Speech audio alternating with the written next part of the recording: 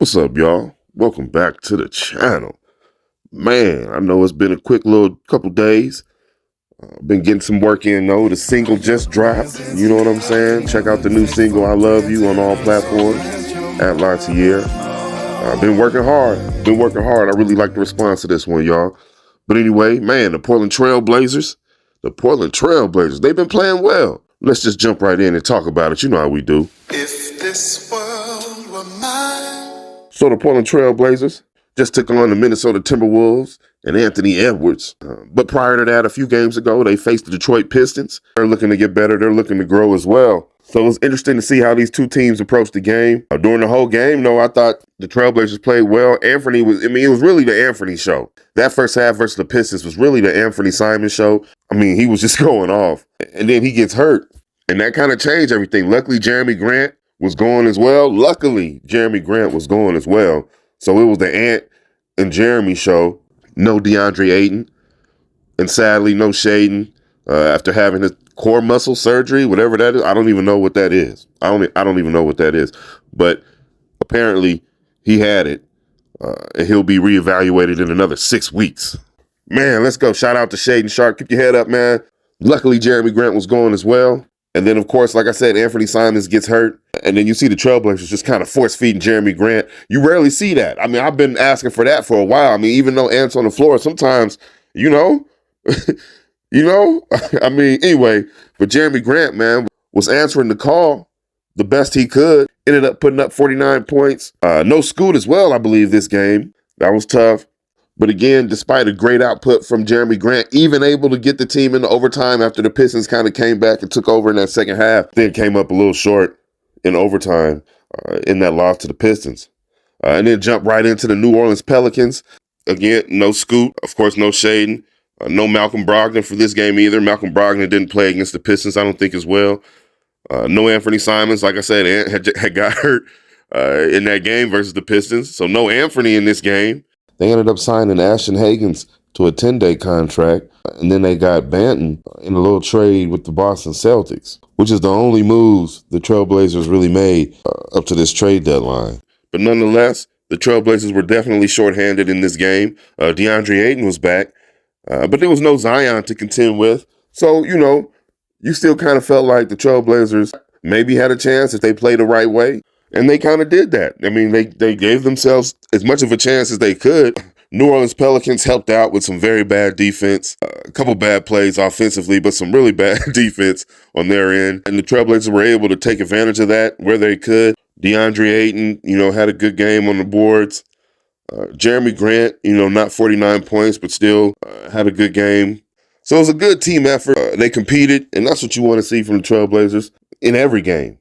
So again, I believe as a team, especially, man, not really having, the point guards that they want on the floor for the last couple games, that's tough. That's really tough.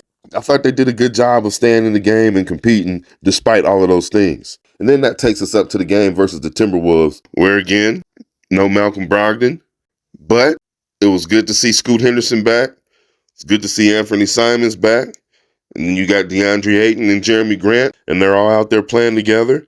I thought for the most part they played well. You can kind of see Anthony being a little displaced physically, mentally, and emotionally, with sometimes not being involved. But that's just how it has to be. I really like Ant being on the receiving end of some of those plays and not necessarily starting out with the ball. Obviously, you're going to have situations where you're going to give Ant the ball, closing quarters, or maybe your opponent just went on a good little stretch. You just need a bucket right now, and you want Ant to do something.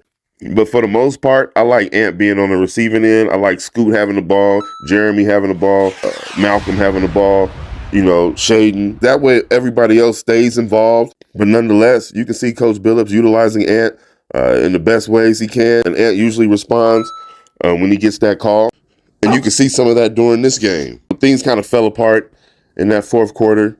Anthony Edwards, they didn't have an answer for him at all. Anthony not really having a big game. Again, it's hard for him to have a big game with his style of play without taking away from his teammates. That's kind of hard. Now, if Ant can change his style of play a little bit, those big games will be a little bit more helpful along with his teammates because their teammates were involved also. So things like that is little stuff Anthony still needs to learn. And that leads me to the trade deadline. I was wondering if the Trailblazers were making any significant moves. Remember, I've talked about this last season during the offseason.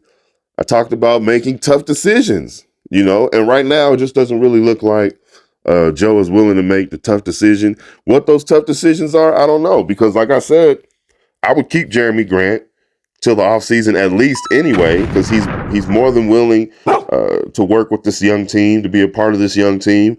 And you need a player like Jeremy Grant for a lot of reasons. And then you also really want to incorporate the value of a player like Jeremy Grant, because in this offseason, if there's an opportunity for you to get a top stretch forward type rookie athlete, rebounder, whatever, somebody along those lines, if there's a way for you to get him, if you don't already have a pick high enough to get him, you can use Jeremy Grant. I'm keeping Jeremy Grant till at least the offseason. But then that leaves me with Malcolm and Anthony, because that's where the logjam is at the guard position. You got to free up some space. You got to free up some room for Scoot and Shaden. Now, a lot of people are saying you got to keep it free for Scoot, Shaden, and Anthony. I like Ant. I like Ant, but it's a business. I'm not sure if I include Anthony in that equation. Yeah, you want Anthony right now, but I'm not sure about the long haul. If Scoot and Shaden is your future, maybe they're not sold on Shaden, but if Scoot and Shaden is your future, then, you got to free up some room. You got to free up some room. Ant's in the way of both those guys. He has the ball sometimes, maybe he shouldn't. He's taking a lot of shots sometimes when maybe he shouldn't. Ant's in the way of that progress. So they're gonna have to free up some room. We'll see how that's done. Because again, like I said, maybe they're not as sold on Shaden as I am. Again, I'm not there, so they don't have anybody there that can say, matter of factly, Shaden is that guy and he's going to be that guy. And Shaden doesn't seem like he has the attitude and the personality to be saying that right now out loud about himself. You know what I'm saying? Comment down below. Let me know what you guys think about the Portland Trailblazers, what moves they should have made before the trade deadline, if any, and how you think they've looked in these past few games versus the Pistons, the Pelicans, and now the Timberwolves, who they'll be playing again right away in the next game. So thank you guys for watching. Thank you for joining me. Remember to like, comment, share, and subscribe, and I'll see you guys on the next one. All right. If this world were mine,